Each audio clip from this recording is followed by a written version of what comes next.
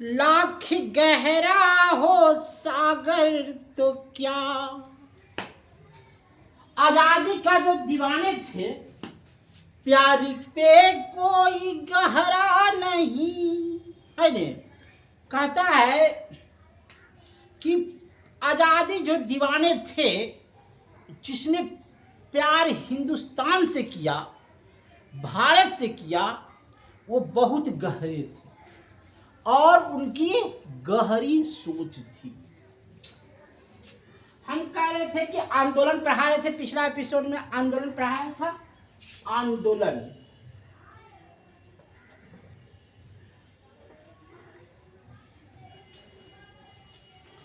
आंदोलन में यह बताया गया है, जो समझिएगा। बात है 1913 ईस्वी। यह कहानी जरा सुन लीजिए, कहानी पहले सुन लीजिए। लाला हरदयाल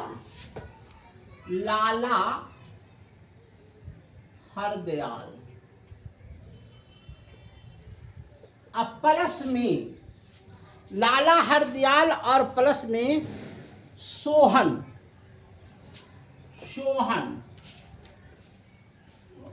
इसने एक पार्टी बनाया और उस पार्टी का नाम रखा गदर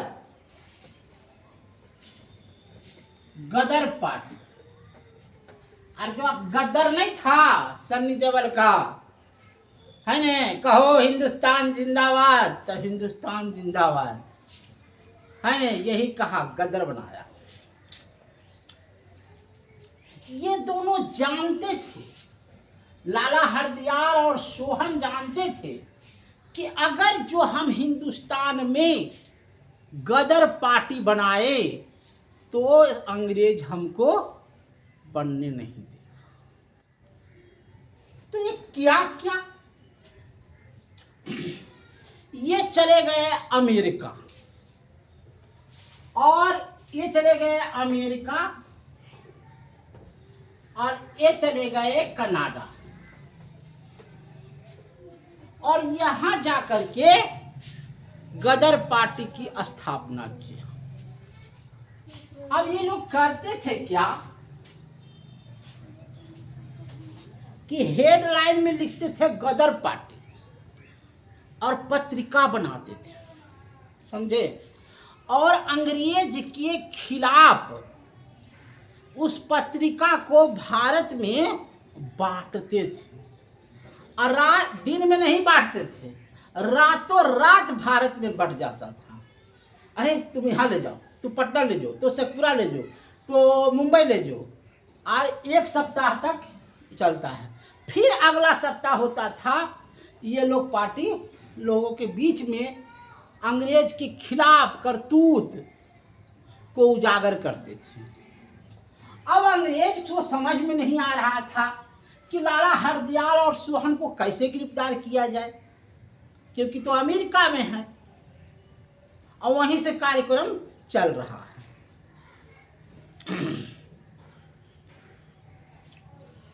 1914 में ये दोनों क्या किए, भारतीय स्वाधीनता समिति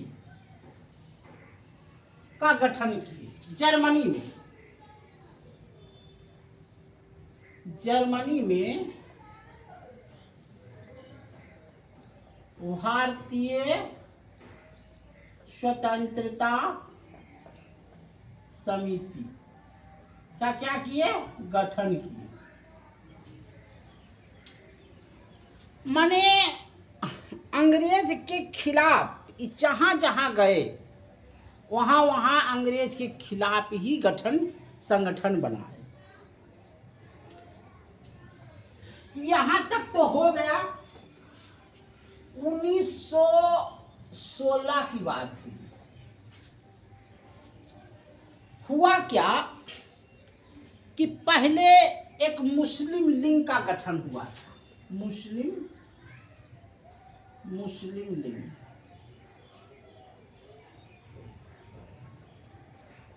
तो आगा खां ने ढाका में मुस्लिम लीग का गठन किया था और उसमें मुसलमानों के हित के बारे में, मुसलमानों के विकास के बारे में सोचा जाता था।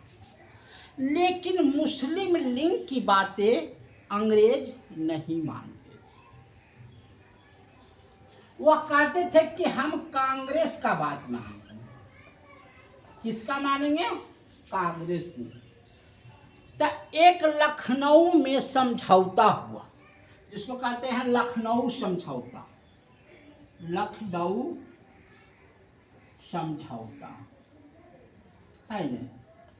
ये मुस्लिम लीग जो है कांग्रेस में विलय हो गया कि जो आप कहिएगा वही मुस्लिम लीग मानेगा और दोनों एक हो गए। तो इसमें यहाँ कहाँ हुआ था? लखनऊ में। याद रखिएगा। 1909 की कहानी है।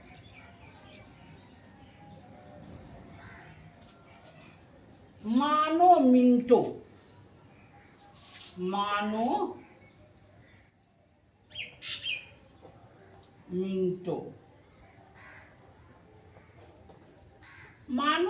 की कहानी क्या है कि मुस्लिम चाहता था, अंग्रेज चाहता था न कि मुसलमानों को हिंदुओं में लड़ा दे। तो ये करेगा क्या भाई?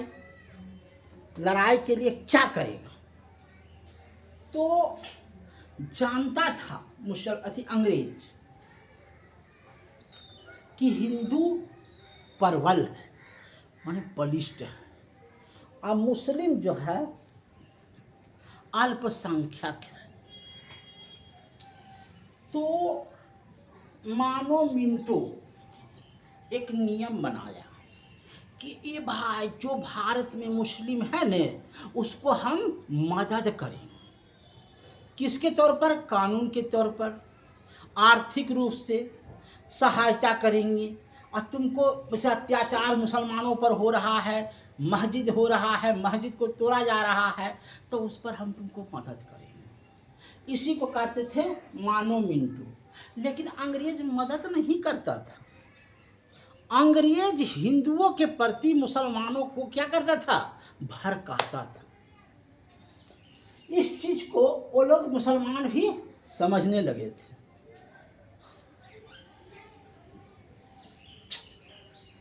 और अंग्रेज का हमेशा नियम था कि फूट डालो और राज करो।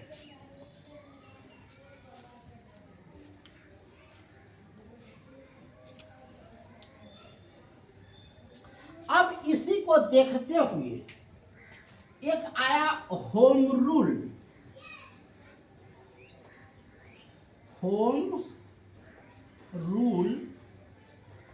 आंदोलन। ये क्या था? जरा सा इसको भी समझिए। इसके नायक थे श्रीमती एनी बेसेंट, है ना। बेसेंट जर्मनी की रहने वाली थी। और बाल गंगाधर तिलक। ये दोनों ने कहा, होम रूल का क्या मतलब होता है समझ जाइएगा। ये दोनों ने कहा कि तुम अंग्रेज तुम राज करो, तुम्हारा प्रशासन रहेगा, लेकिन इस भारत में कानून मेरा चलेगा। तुम डीएम रहो, एसपी रहो, तुम कर्नल रहो, गवर्नर रहो, लेकिन मैं नियम जो चलाऊंगा उसको तुमको लागू करना होगा। यही होम रूल था। अब बाल गंगाधर तिलक तो मुंबई के थे, तो वो तो मुंबई में अपना कार्यक्रम चालू कर दिए। एनी बेसेंट विदेशी महिला थी। कहा हम चले जाते हैं किधर? थी को इधर चल जाते हैं। तेलुगु भाषा नहीं बोलता है, उधर मद्रास, मद्रास देने चल जाते हैं। ये मद्रास देने चालू हो गया, लेकिन साल 2 साल चला, उसके बाद फिर विलय हो गया। अब आया एक चीज आया जिसका नाम था 1919, इसको बोलते थे रॉयल एक्ट। इसको लागू कर दिया किसने? अंग्रेज ने, कि भाई हो, अंग्रेज कहा कि अगर हमको किसी पर शक होता है कि इसने मर्डर किया है, इसने चोरी किया है, इसने डाका डाला है, तो हम उसको बिना सबूत के, बिना कोई, हमको कुछ नहीं चाहिए, और उसको हम गिरफ्तार कर लेंगे, और किसी वक्त गिरफ्तार कर लेंगे। हमको कोई सबूत नहीं चाहिए, कोई क्षति नहीं चाहिए, उसको हम सीधे गिरफ्तार कर लेंगे, और साल भर 2 साल जब मन होगा, जब उसको जेल में रखेंगे, मन होगा छोड़ेंगे, चाहे नहीं छोड़ेंगे।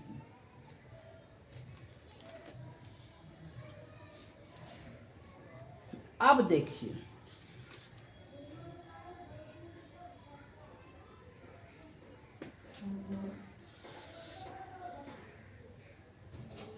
यही बात हुआ चिंकू और एक सत्यपाल था।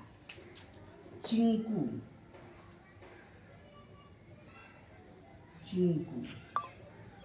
और दूसरा था सत्यपाल।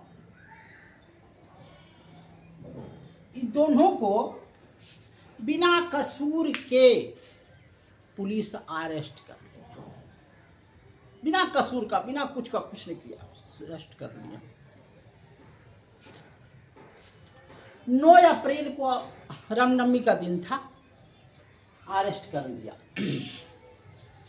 पूरे पंजाब में इस बात का चर्चा होने लगा, क्या हो चिंकू और सत्यपाल क्या किया था जो उसको गिरफ्तार कर लिया अंग्रेज।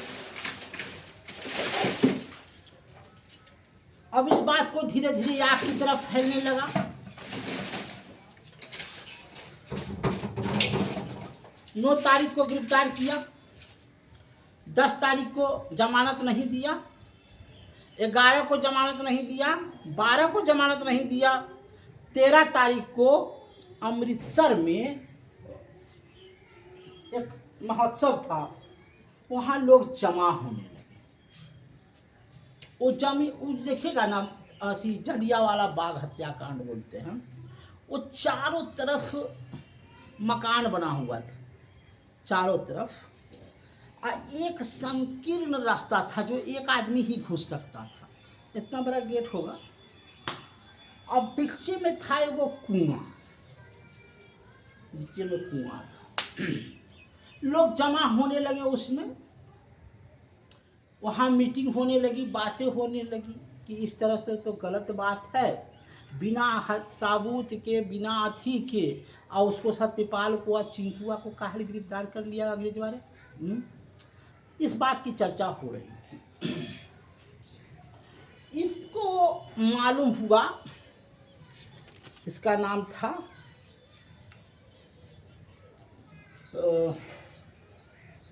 ब्रिगेडियर नाम था, ब्रिगेडियर जनरल डायर, याद रखिएगा, ब्रिगेडियर जनरल डायर। ये जो है करीब 2 दर्जन सिपाही ले करके 12 दूनी 24 घुस गया। अब किसी से पूछा नहीं कि तुम भाग जाओ या कुछ हो, कहा कि एक्शन, बस पुलिस एक्शन में आ गई। फायर निहत्थे, कहता कि 6 मिनट में 16,000 की मौत हो गई। 6 मिनट में 1600 की मौत हो गई, 1600 की मौत हो गई, 1600। 6 मिनट में 1600 की मौत हो गई। और जो पुलिस की गोली से बचना चाहा वो कुइयां में गया कूद, तो कुइयां में डूब करके मर गया। ऐसा हो गया जलियांवाला बाग। ये ब्रिगेडियर जो था ये भाग करके लंदन चला गया। अब बेचारा महात्मा गांधी जी उठे और 1920 में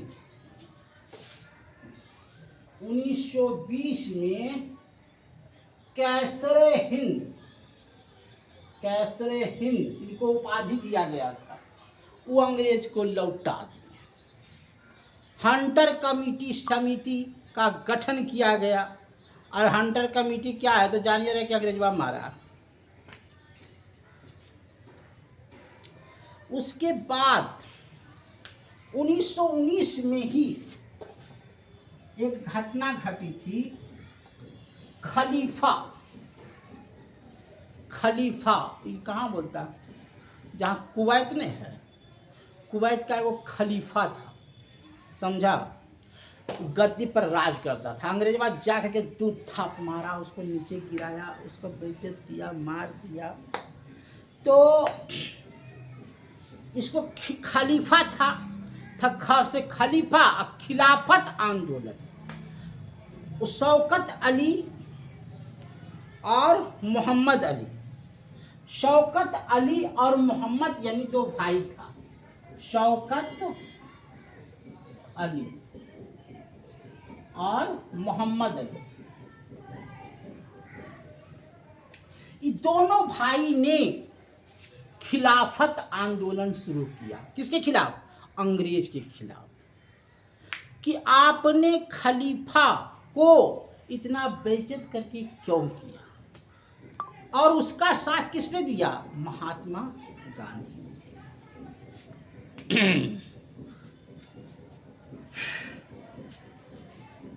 उसके बाद 1920 ईस्वी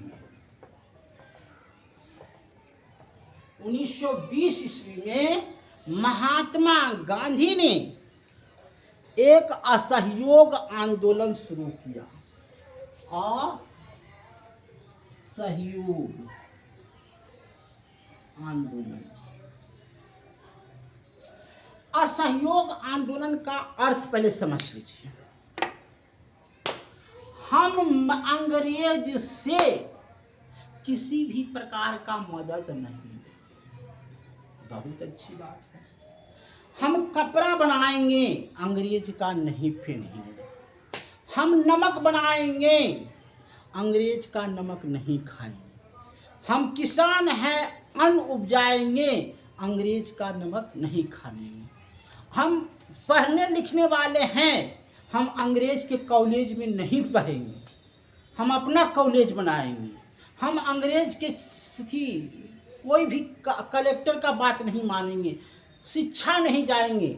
इतना कहना कि अच्छा विद्यार्थी जो अंग्रेज के कॉलेज में पढ़ रहा था, कौन कौन? डॉक्टर श्री बाबू, जो उससे वकालत कर रहे थे, छोड़ दिए, कहा हम नहीं चाहिए हमको ऐसी शिक्षा। चले गए महात्मा गांधी के पीछे, मौर्य के डॉक्टर श्री कृष्ण सिंह। कहें कि नमक बनाने के लिए ये चले थी गंगा किनारे, इनको था मुजफ्फरपुर में डॉक्टर श्री कृष्ण बाबू, नमक वहाँ बनाने लगे।